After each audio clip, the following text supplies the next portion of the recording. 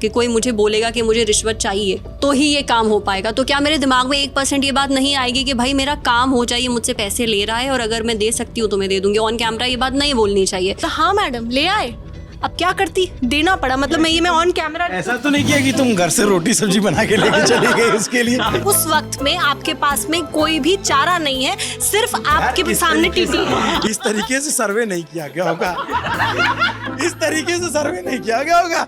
सबका पैसा तय है। सवाल ये नहीं है, अधिकारी का नाम नहीं ले रहा हूँ, ना डिपार्टमेंट का नाम ले रहा हूँ, लेकिन ये सच्चाई है। अगर आपके घर के पुरुष किसी एक पर्टिकुलर पार्टी को वोट दे रहे हैं तो बिल्कुल जरूरी नहीं है कि आपको भी उसी पार्टी को वोट देना है। आपको जिसको वोट देने का मन है आप उसको दीजिए। हिंदुस्तान का जो वोटिंग सिस्टम है वो किसी भी राज्य में चले जाए कास्ट प्रधान है, वो जाति प्रधान है।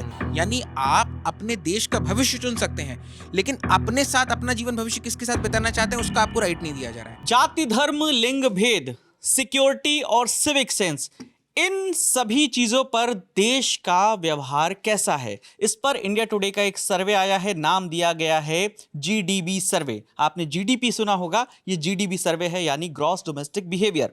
हिंदी में कहें तो सकल घरेलू उत्पाद।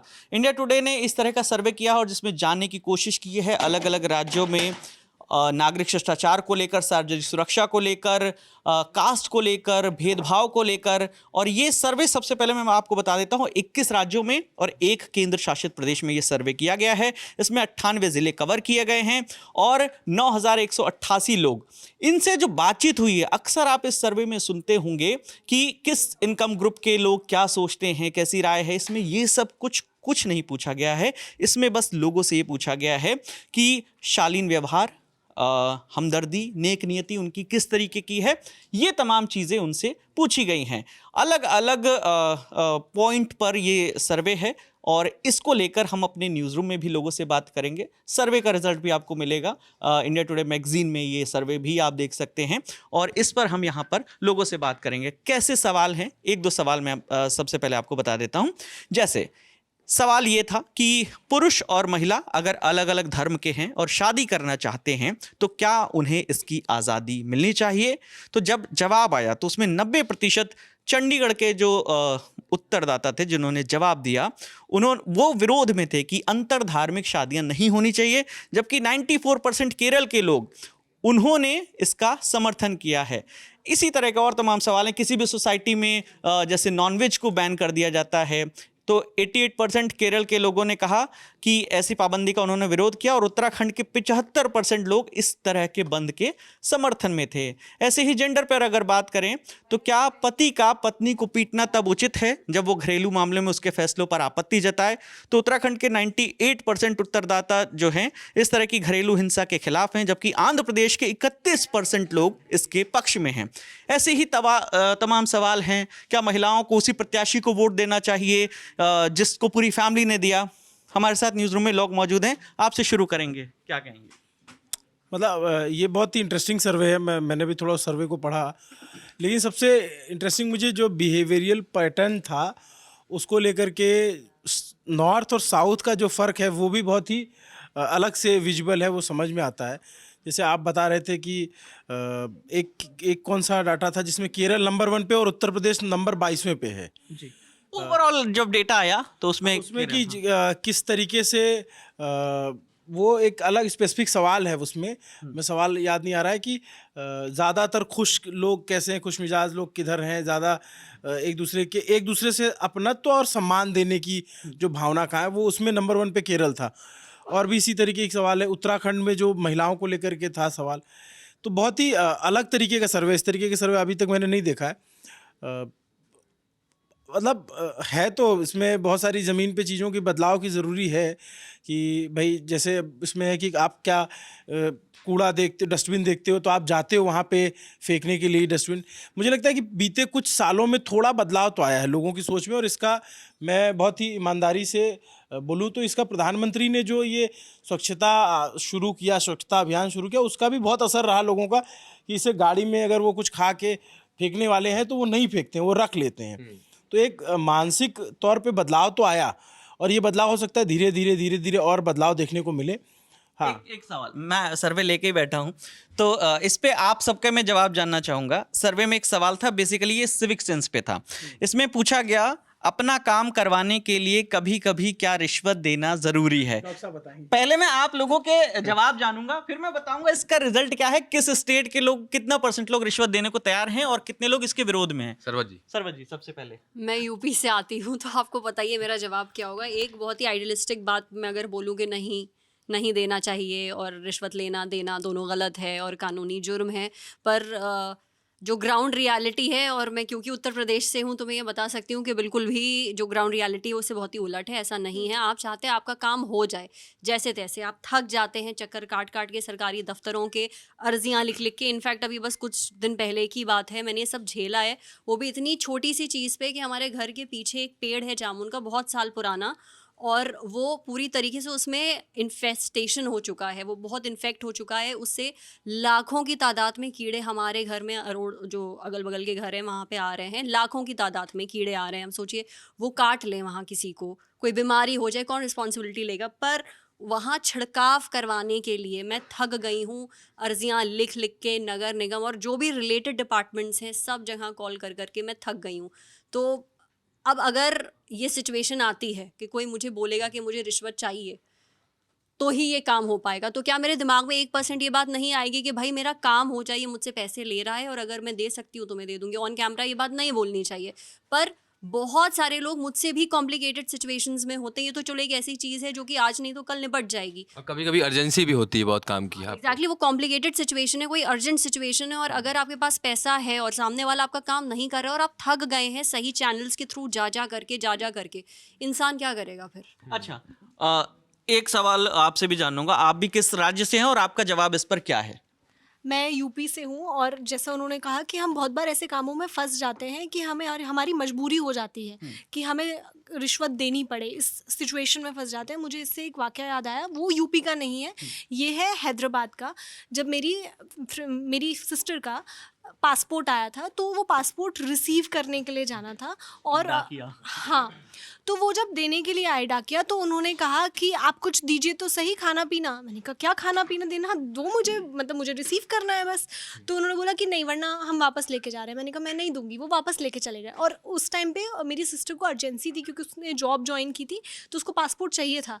तो जब मैंने मेरी सिस्टर को कॉल किया, मैंने कहा वो खाना पीना मांग रहे हैं, तो वो वर्ड उन्होंने यही यूज़ किया था, खाना पीना दे दीजिए। तो उन्होंने बोला कि यार दे देती, क्या जा रहा था तेरा, दिया क्यों नहीं?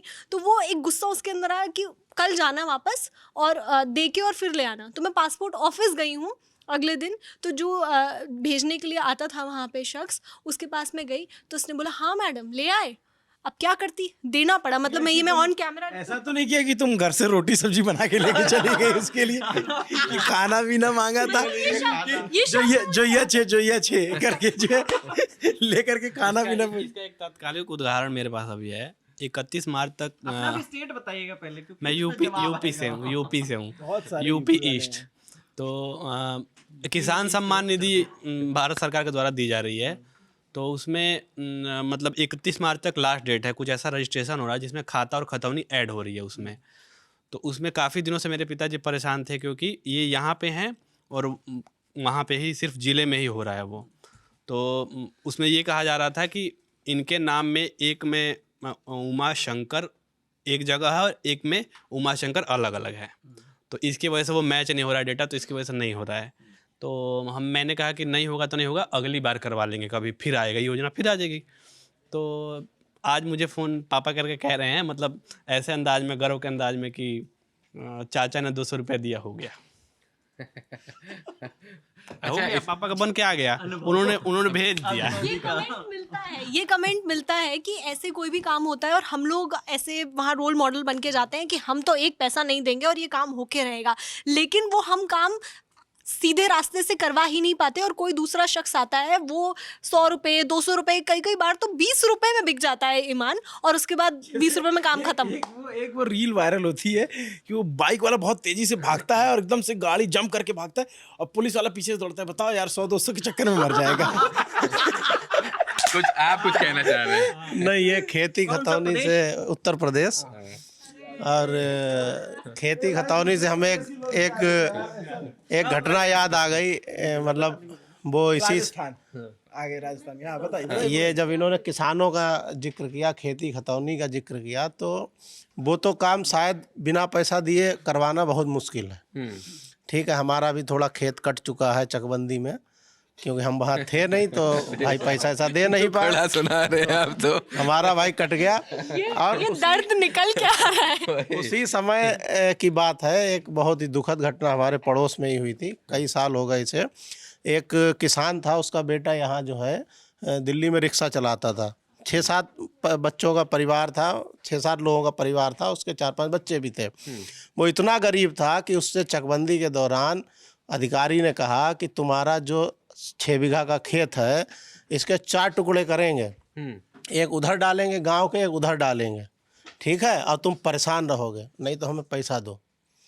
वो पैसा दे नहीं पाया, तो उसने क्या किया, बचाने के लिए अपने खेत पे गया और नीम के पेड़ में। अब वो उपाय था उसका कि अगर हम ये कर लेंगे तो ये जो अधिकारी महोदय हैं, ये खेत के 4 टुकड़े नहीं कर पाएंगे, हमारे आगे के लोगों को, बच्चों को हमारे पूरा खेत मिल जाएगा 6 बीघा का। सर इधर आओ, राजस्थान उत्तर प्रदेश का बहुत हुआ। मैं अब सिचुएशन देके पूछता हूँ, तुम अक्सर आते रहते हो भरतपुर प्रांत से, और अचानक से तुम आ रहे हो, ट्रेन में आ रहे हो और तुम्हारा रिजर्वेशन नहीं है, और ऐसे में क्या तुम टीटी को घूस, शब्द पे जाइएगा, घूस देकर 100, 200, 500 देकर और आना पसंद करेंगे, या टिकट लेके जनरल में बैठकर यात्रा करना पसंद करेंगे? नहीं, एक तो मतलब मेरी परिस्थिति में बहुत सारी सर्कमस्टेंशियल चीज़ें भी हैं। एक भरतपुर से दिल्ली की जो दूरी है वो बहुत ज़्यादा लंबी नहीं है, तो अगर मैं जनरल में भी चला जाता हूँ, मान लीजिए रात का भी वक्त, दूरी बढ़ा दीजिए ना, मैं वर्स्ट सिचुएशन भी कर रहा हूँ, तो ये एक बता रहा हूँ। नहीं, आप होली के समय पे रहे हैं और वहां पैसे देकर सीट मिल जा रही है और जनरल में बहुत भीड़ है, घुस नहीं पा रहे हैं आप। मतलब आपके अनुभव में थोड़ा और इजाफा मैं करूं, करिए। सिर्फ करप्शन से ही नहीं, आप अगर वो वैलिड टिकट भी लें उससे टीटी से बनवा करके, तो भी आपको सीट मिल जाती है, चाहे जनरल की हो, चाहे 3rd AC, 1st AC, 2nd AC, sleeper, कहीं पे भी। अरे मैं क्या कह रहा हूँ, सीट नहीं है, बात को समझो। बात ये है कि एक तरीका होता है जैसे टिकट लेने का, कि आप वैलिड टिकट बनवा, आप काउंटर टिकट नहीं लिया, आपने टीटी टिकट बनाया और टिकट मिल रहा 1500 रुपये का, ज्यादा पैसा लगेगा, 1500 का आपको टिकट मिल जा रहा है। आपने तो उससे दोस्ती कर ली, भाई साहब हम भरतपुर के हैं, यहीं बिन्ने के हैं, और उसको जो है 500 दे दिया तो आपको बैठा के ले आए। तो वो इस सिचुएशन में कि आप व्यक्तिगत तौर पे जो इंसान है वो 1500 रुपये दे करके प्रॉपर टिकट बनवा के आएगा, या फिर 500 रुपये दे करके कि अपनी रिश्तेदारी बता के आएगा, वो सवाल है उसका। और गाड़ी वाला तो उन्हें पूछा नहीं, क्योंकि तुम्हें चलानी नहीं आती, कि बिना हेलमेट के जा रहे हो, चलानी नहीं आती, नहीं, सवाल स्कूटी बनता आती ही है।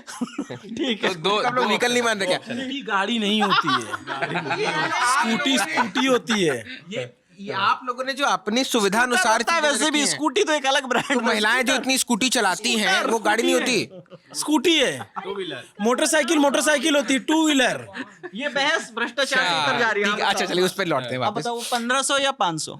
मतलब देखिए, ये जो सरोज जी वाली बात है ना, कि थॉट तो एक बार दिमाग में आएगा, पर मैं इंश्योर करूंगा कि किसी भी तरह से वो लीगल तरीके से वो सीट का एक्स्ट्रा पैसा, जिसमें मैंने कई बार दिया है, मतलब तो मैं रोडवेज से आता हूँ, इसलिए बहुत सुविधा भी रहती है, आराम से पलवल होटल से। प्राप्त पत्रकार है ना, ये अपना वो वाला कार्ड दिखा फ्री में बैठ के आ जाता ये है। सच्चाई बताना नहीं चाहते, लेकिन अगर किसी ऐसी सिचुएशन में मैंने कहा ये ना, भी दिमाग में तो आएगा, सुनिए, सिचुएशन, एक और सिचुएशन मंथ एंड भी है।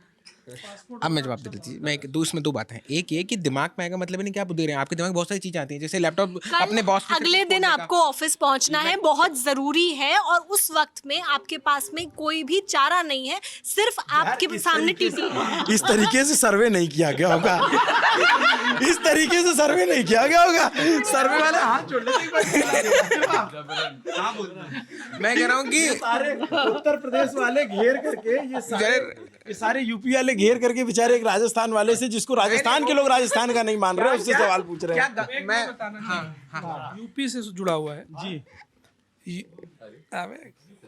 यूपी से, यूपी की बात चल रही थी अभी, ठीक है, और आज यूपी से एक खबर भी, मतलब कल आई थी, एक वहाँ के डीएम साहब थे पहले, और अभी इन्वेस्ट यूपी के हेड थे, ठीक। तो एक मामला था ये कि वहाँ डिफेंस कॉरिडोर को लेके जो बिहार के लोग जा नहीं रहे हैं, बिहार के लोग भी शामिल होंगे इसमें। देखिए क्या है ना कि इन्वेस्टर समिट में IAS अभिषेक को सस्पेंड किया गया है। उसको तो मैं किनारे कर देता हूँ, चलो ठीक है।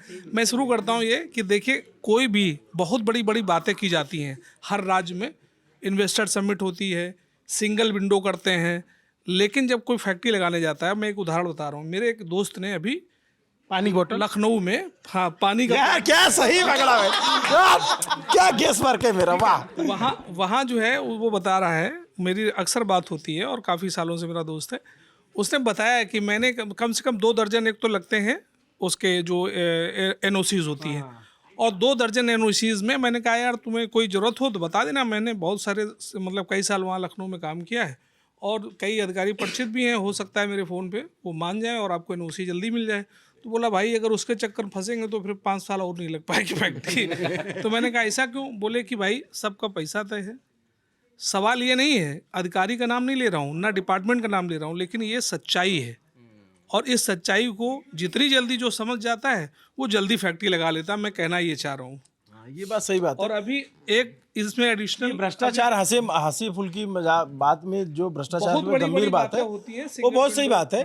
लोग ज्यादातर जो है आखिरकार उनको गांधी जी पे ही भरोसा करना पड़ता और है। सर ये भी बता दूं ताकि है ना? बाद में ट्रोल ना हो, सरकार कोई भी हो जी ठीक है, सरकार का कोई अरे मतलब आप नहीं। ट्रोलिंग से मत डरिए, आप सच कहिए। प्रेमचंद जी ने कहा था, आपने कल तो देखा ही होगा है ना कि सरकार ने कितना बड़ा एक्शन लिया है यूपी के एक बड़े अधिकारी के मैं खिलाफ। क्या कह रहा हूँ, प्रेमचंद जी ने कहा था कि बिगाड़ के डर से क्या ईमान की बात ना करोगे, आप ईमान की बात करिए सर। हाँ बस अगला सवाल, डॉक्टर साहब वहाँ खड़ी हैं, उनसे भी तो उनको भी तो बुलाइए। महिलाओं पे आ रहे हैं। इस सवाल का पहले मैं जवाब दे दूं, मैंने सबसे राज्य पूछे और मैं उत्तराखंड से हूं, ठीक है, पहले मैं बता देता हूं। तो जब ये सवाल पूछा गया अपना काम करवाने के लिए कभी कभी रिश्वत देना जरूरी है क्या, तो इसमें उत्तर प्रदेश के 94% लोगों ने कहा कि हम अपने काम को कराने के लिए रिश्वत देने के लिए तैयार रहते हैं, जबकि तमिलनाडु के 82% लोग इस विचार के खिलाफ हैं। अब आ जाते हैं जरा महिला वाले मुद्दे पर। बिहार इस गिनती में नहीं आ रहा है। ठीक है, अच्छा एक सवाल ये आया, नहीं, बिहार का भी बता दो, पूछ रही थी ना बिहार का। क्या डेटा है उसका? 11वें नंबर पे है, यानी बिहार के लोग भी घूस देने में विश्वास रखते हैं, 70% होगा। लेकिन इसमें सबसे ज्यादा पंजाब के लोग हैं। ये जो डेटा है वो ओवरऑल रैंकिंग में नीचे है, लेकिन जब एक एक सवाल की अगर बात कर रहे हैं तो उसमें 94%, ये 61-38 का रेशियो है, ये टॉप 22 है। इस तरह का डेटा है। अभी ये मैगजीन में अभी डेटा सामने आएगा, तो जैसे आप ये देख रहे हैं तो ये उत्तर प्रदेश का डेटा है। ओवरऑल ये बता है कि ये हाँ है ये ना है, और इन लोगों ने कहा कि हमें पता नहीं। तो अब उसमें भी जो हाँ जिन्होंने कहा उसमें हाँ कहने वाले में 94% उत्तर प्रदेश के थे और ना कहने वालों में 82% जो है वो तमिलनाडु के थे। अब मैं जेंडर वाले सवाल पे आता हूँ। पहला सवाल ये पूछा गया और मैं सबसे न्यूज़ रूम में पूछ रहा हूँ, क्या महिलाओं को उसी प्रत्याशी को वोट देना चाहिए जिसे परिवार के पुरुष सदस्यों ने वोट दिया है? जवाब मैं बाद में बताऊंगा अलग अलग स्टेट के आधार पे। बिल्कुल नहीं, मुझे नहीं लगता भाई, राइट मिला है मुझे, मैं अपनी मर्जी से वोट दूंगी। सिचुएशन भी बताइएगा, ये तो आपका हो गया। हाँ। इर्द गिर्द की जो सिचुएशंस होती है ना, आपके गांव मोहल्ले परिवार चाचा चाची इधर उधर। इसमें एक चीज रिलेटेबल है कि कई बार क्या होता है कि फैमिली ग्रुप पे मीम भेजने में और ये सब चीजें करने में कुछ ऐसा किसी पॉलिटिकल पार्टी का कुछ दिखे तो कुछ भेजते समय ये जरूर ध्यान रखना पड़ता है कि वो जो घर में आइडियोलॉजिकल उनकी भावनाएं ना हाथ हो जाए, क्योंकि उसके बाद उस पर एक लंबा विचार विमर्श होता है, फिर ऐसा लगता है गुनाह कर दिया, मैं अपने शब्द वापस लेती हूँ, आप जो कह रहे हैं वही ठीक है। बट वोट वाले मामले में वोट दिया कभी? बताओ क्या सोचना है इसमें। नहीं, मेरे घर में तो ऐसा कुछ भी नहीं है। मेरे घर में तो मम्मी और पापा दोनों की ही पॉलिटिकल आइडियोलॉजी बिल्कुल अलग है। लेकिन जो आसपास के इलाके हैं, अगर मैं अलीगढ़ की बात करूं तो वहाँ पे बहुत ज़्यादा वो लोग भी हैं जो कि महिलाओं को बोलते हैं कि हम इसको वोट देने जा रहे हैं तो पूरा का पूरा खानदान उसी को वोट देने जाएगा। अगर घर के अंदर 15 सदस्य भी हैं तो 15 वोट इस व्यक्ति के नाम पे जाने चाहिए। लेकिन आप सोच बदली है काफ़ी हद तक, लेकिन अभी भी सोच काफ़ी पीछे है लोगों। डॉक्टर साहब, मैंने एक तो अव्वल नहीं, अगर आपके घर के पुरुष किसी एक पर्टिकुलर पार्टी को वोट दे रहे हैं तो बिल्कुल ज़रूरी नहीं है कि आपको भी उसी पार्टी को वोट देना है। आपको जिसको वोट देने का मन है आप उसको दीजिए, ये संविधान ने आपको हक दिया है। दूसरी चीज़, मैंने तो लखनऊ में ये तक सुना है अपने आसपास कि पुरुष ये कहते थे कि हमारे घर की औरतें वोट ही नहीं करती हैं, और ये बहुत पुरानी बात नहीं है, ये आज से कुछ 7-8 साल पहले की बात होगी, और मैं कई परिवारों की बात कर रही हूँ। और ऑब्वियसली जहाँ पे ये बोला जा रहा है कि हमारे घर की औरतें वोट ही नहीं देती हैं, तो सोचो वो औरतें कैसे अपने मन से बोल सकती हैं कि नहीं मैं इस पार्टी को नहीं इस पार्टी को दूंगी। अगर उनको बोला जाएगा कि चलो और यहाँ पे लगाना है उंगली, अपना अंगूठा लगाना है, तो या बटन दबाना है, वो कर देंगी। तो ये अच्छा, मैं तो आमतौर पे इस सवाल का एक बहुत मेरे पास जवाब है कि मैं तो बहुत चुनाव में काफ़ी घूमता रहता हूँ। कई बहुत सारे ग्रामीण महिलाओं को तो ये भी नहीं पता होता कि कौन कैंडिडेट चुनाव लड़ रहा है। उनको ये बताया जाता है कि इसको फलाने को वोट दे देना, ये साइकिल है, ये कमल है, या पंजा है, या हाथी है, उनको बताया जाता है इस तरीके से कि इस सिंबल को दे देना। तो ये अभी भी एक विडंबना है, लेकिन बहुत हद तक अभी बदलाव आया है। मैंने शहरों में ये भी देखा है कि अब तो ऐसी भी बदलाव है कि जहां महिलाएं चाहती हैं वहां पुरुषों को वोट देना पड़ता यही है। मैं कहना वाला ये बदलाव भी ये बात मतलब सही है जो ये उस तरह की योजनाओं के एज अ पुरुष आप लोगों से मैं ये पूछ रही हूँ कि अगर आपकी वाइफ आपको ये कन्विंस करे कि आपको इस कैंडिडेट को वोट देना चाहिए, तो आप इसको किस तरीके से लेते हैं? मतलब अगर वो हम आप आपस में चर्चा ही करेंगे ना कि भाई इसको वोट दे रहे हैं या उसको वोट दे रहे हैं, तो हाँ ठीक है, चलो ये कैंडिडेट अच्छा है। और ज़्यादातर क्या होता है कि ये देखा जाता है खास करके गांव या शहर के कुछ इलाकों में कि कोई नोन कैंडिडेट है, जानने वाला है कि हाँ ठीक है ये हमारे परिचित में है, हाँ ये हमारे परिचित आता है कि नहीं, वोट मांगने भी कई लोग आते हैं ना, तो फिर मतलब जो कहते हैं, अवेयर यार, लोग अच्छा होते हैं, मैंने आदमी उनको देखा है कि वो ये नोटिस करते हैं कि ये हमारे पास आता है कि नहीं आता है। लेकिन जनरली जो हिंदुस्तान का जो वोटिंग सिस्टम है वो किसी भी राज्य में चले जाएं, वो कास्ट प्रधान है, वो जाति प्रधान है, वो बहुत जाति सेंट्रिक होकर के चुनाव चलता है। और ये मतलब किसी भी राज्य पे लागू होता है, मतलब ये गुजरात पे भी लागू होगा, ये राजस्थान पे लागू होगा, मध्य प्रदेश पे लागू होगा, उत्तर प्रदेश और बिहार तो उसको। लेकिन यहाँ पे उन महिलाओं को सलाम जो अपने पति को बोलती हैं कि हाँ मैंने उसी कैंडिडेट को वोट किया और जाकर नहीं करती हैं। तो ये चीज़ जो गांव में ना प्रधानपति का कल्चर अभी भी है, शहरों में चीज़ें बदल रही हैं। अब चूंकि प्रधानपति, अब बताइए पत्नी चुनाव जीतती है जिसके लिए इतना भागीरथ प्रयास किया गया संविधान में, और इसके बावजूद भी आज भी अगर वो प्रधानपति का नाम आता है, आप किसी भी मीटिंग में जाइए रूरल एरियाज़ में, तो शायद ही प्रधान की पत्नी, मतलब प्रधान जो है स्वयं जो महिला है, वो बहुत रेयर होता है जब वो उसमें हिस्सा लेती। कई बार तो प्रधानपति, अब तो चूंकि ऑब्जेक्शन आने लगा है इसलिए हो रहा है। लेकिन अगला सवाल पे आते हैं, जल्दी चली सवाल कवर कर लेते हैं। ये हाल ही में छत्तीसगढ़ में आया, तो इसका मैं रिजल्ट भी बताता हूँ। केरल के 93% जिन्होंने जवाब दिया इस सर्वे में, उन्होंने कहा कि महिलाएं अपनी पसंद से मतदान करें, जबकि उत्तर प्रदेश में 91% लोगों ने कहा कि महिलाओं को परिवार के पुरुष की पसंद के उम्मीदवार को वोट देना चाहिए। ठीक है, और अगला ये सवाल दिखता पे भी आते है। हैं। अब सवाल थोड़ा सा ये विविधता और भेदभाव, सामाजिक भेदभाव। सवाल ये था कि पुरुष और महिला अगर अलग अलग धर्म के हैं और शादी करना चाहते हैं, तो क्या उन्हें इसकी आज़ादी होनी चाहिए? जवाब सबसे मतलब बिल्कुल होनी चाहिए। ये हम ऐसे समय में जी रहे हैं, मतलब आप सोचिए कि आप क्या कहते हैं, कोएड स्कूल में पढ़ते हो, आप अलग अलग तरह के लोगों से मिलते हो, तो मतलब हमने तो अपने बचपन में जाति और धर्म देख के दोस्ती ही नहीं करी। कुल मिला बात है, तो शादी की अगर बात आएगी और मेरी पसंद कुछ है अगर, तो मैं उसी से ही करना चाहूँगा। क्या आप इस बात को लेकर सहज हैं कि आपके गांव या इलाके में दूसरे धर्म के लोग या परिवार आके रहने लगे? इस पे जवाब दीजिएगा। वो बहुत ज़रूरी जवाब जो पहले वाले सवाल का है। हाँ, बहुत ज़रूरी है। देखिए, ये बिल्कुल ठीक बात कही वो सामाजिक स्तर पर जो है, पर कॉन्स्टिट्यूशन आपको इस बात की इजाज़त देता है कि आप 18 बरस के अगर आप हो चुके हैं तो आप अपना विधायक, अपने विधान के निर्माताओं को, सांसदों को, विधायकों को चुन सकते हैं, ठीक है। और फिर वो लेटर स्टेजेस में आपके चीफ मिनिस्टर और प्राइम मिनिस्टर का भी चुनाव करते हैं। तो अगर 18 बरस में आपके पास ये राइट है जहाँ आप ये तय कर रहे हैं कि आप कौन से लॉ से गवर्न होंगे, आपको किस तरह से आपको शासित किया जाएगा, आपके क्या नियम होंगे समाज में, आपके पास फिर ये राइट किस दुनिया के किस तर्क के आधार पर नहीं होना चाहिए कि आप अपना जीवन साथी चुन सकते हैं। यानी आप अपने देश का भविष्य चुन सकते हैं, लेकिन अपने साथ अपना जीवन भविष्य किसके साथ बिताना चाहते हैं उसका आपको राइट नहीं दिया जा रहा है। तो कॉन्स्टिट्यूशनली बहुत ही खराब बात है। दूसरी बात जो आपने उसमें कही कि इस सवाल के जवाब में जवाब भी दे दो। इसका जो नतीजा निकल के आया है, चंडीगढ़ में 90% लोगों ने ये अंतरधार्मिक विवाह के विरोध में है, उनका कहना नहीं होना चाहिए चंडीगढ़ के। और केरल में 94% लोगों ने कहा कि ऐसा होना चाहिए, अंतर धर्म विवाह हो रहा है तो ये होना चाहिए। आप अपने शहर में बस, मेट्रो या लोकल ट्रेन जैसे सार्वजनिक वाहनों में सफर करते हुए सुरक्षित महसूस करते हैं? ये सबके लिए है, महिला और पुरुष हर वर्ग के लिए ये सवाल है। पहला जवाब आपसे। बस का मैं बोलूँगी कि मैं बस में बिल्कुल ट्रैवल नहीं करती हूँ, बिल्कुल नहीं, क्योंकि मुझे कभी सेफ़ फ़ील नहीं होता है।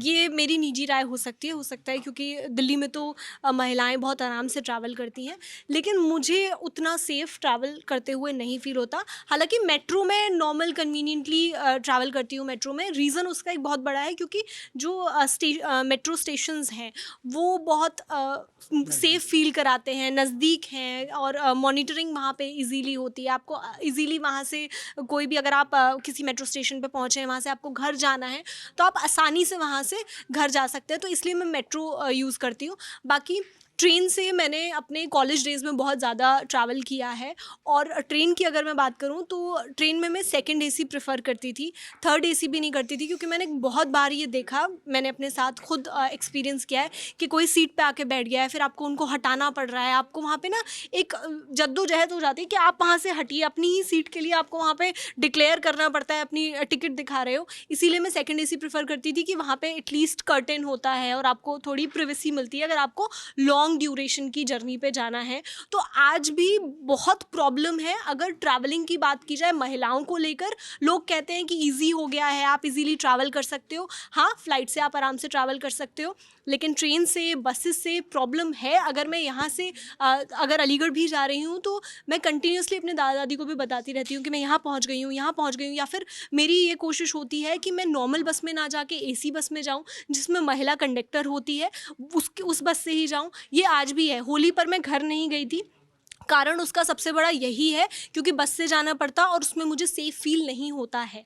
चलिए, तो ये इंडिया टुडे ग्रुप ने जीडीबी सर्वे किया है, यानी ग्रॉस डोमेस्टिक बिहेवियर पर सर्वे है, और हाउ इंडिया लिव्स इसके साथ किया है। ऐसे ही तमाम और रोचक सर्वे और आपके काम के सर्वे हैं इंडिया टुडे के लेटेस्ट अंक में आपको मिलेंगे। हिंदी और इंग्लिश दोनों मैगजीन में ये सर्वे रिपोर्ट पब्लिश हुई है, तो बिल्कुल खरीदिए और जानिए आपके शहर का क्या हाल है, आपका प्रदेश इसमें कहाँ है, कौन से नंबर पर है। और बाकी खबरों के लिए लल्लन टॉप देखते रहिए। कैमरे के पीछे हमारे साथी राशिद है, मेरा नाम विकास वर्मा है। शुक्रिया।